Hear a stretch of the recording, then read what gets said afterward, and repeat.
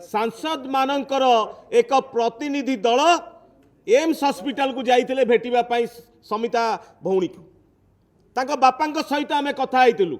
doctor मान सहित आम कथा होइतिलु सी रिक्यूब करी आसुला डाक्तर कहीं जनइलेनी विषय स्वास्थ्य अवगत विषय कहीं जनइलेनी कहीं लोकलोचन को आणलेनी पुलिस प्रशासन कहीं सुप्त अच्छी 15 दिन लगिगला तांको तदंत करिबारे से तदंत कौन थिला तेणु सरकार जदि आम समिता भौणी प्रति मनोभाव ठीक थिला ताले तांको स्वास्थ्य अवस्था कौन रही पब्लिक की कहीं जनाऊ नथिले एम्स हॉस्पिटल तो है तांकर सरकार डबल इंजिन सरकार तेणु बर्तमान एमान मन भितर सुस्थ करने लोकंकर जो चिंताधारा केवल लोकंकर ध्यानटा को डाइवर्ट करने एमाने बर्तमान चिंता करुले जो दिन पर्यंत